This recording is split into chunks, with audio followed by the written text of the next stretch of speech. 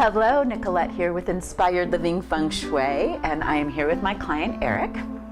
And we got together a couple months ago, and we did a little video called Got Ivy, Part 1. And if you missed that video, it's here on this YouTube channel. So go watch that video first, and then this is our little follow-up. Eric's home was covered with ivy.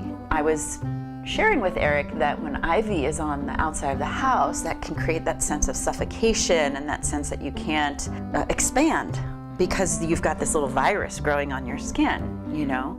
So how are things going? It felt kind of raw, and I think it's just because it was a protection. After meeting with you, I realized that this was all, the theme was sort of like the courage to be me kind of thing, the courage to move forward, and how where I'm living is, you know, I'm wanting it to mirror my best self. That rawness was a really good thing because it was like, okay, like, you know, what have I been not addressing or whatever on like a spiritual level. And you were talking to me a little bit off camera about how the sense of hiding, right? That the ivy gave you permission to sort of hide. Yeah, I was waiting for permission to do things with my space because it didn't feel like it was ultimately my space. Let's go even deeper than that. Like, let's talk about permission to really fully shine and express who you are.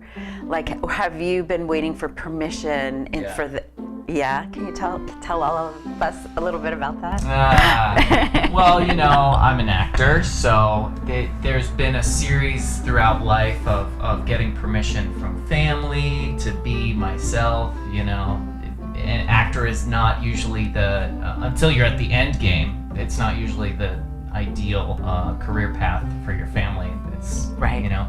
And here you are now. You said there was an uptick. There was an uptick. I definitely had way more auditions in the past few months, which is pretty awesome. Another thing that Eric had in his floor plan, his bed was pushed up against the wall, which can be another form of protection and hiding and not really wanting to be out in the middle of the room and out in the middle of the stage, out in the middle of your life. And he moved his bed.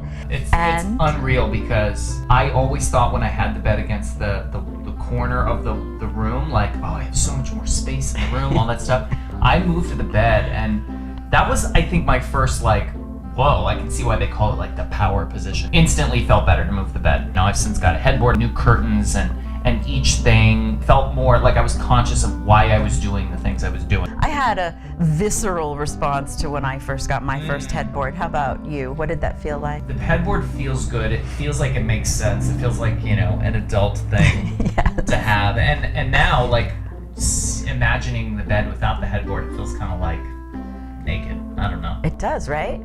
The headboard is this sort of necessary backing of support that we have in our lives, especially when we're most vulnerable, when we're sleeping. I definitely feel like this was a holistic change. It wasn't just like a topical, like, put this here and get this plant, you know? It was a revitalization of my whole being. I noticed from beginning to end, there was a 30-day, 27-day meditative practice that I was taught, and by the end of that I felt so much more confident in myself and grounded, and shoot, I feel like I should do it again. I'm going to do another 27 days. It was really great. You can do it every day. You don't have to stop the practice. Yeah. But if you have a limited amount of time, you can do the Sunshine Buddha meditation for 9 days or 27 days, just to get a new influx of sunlight energy, clean out your whole system with the light of the sun, and feel more alive and radiant with the nourishment of the sun. Yep.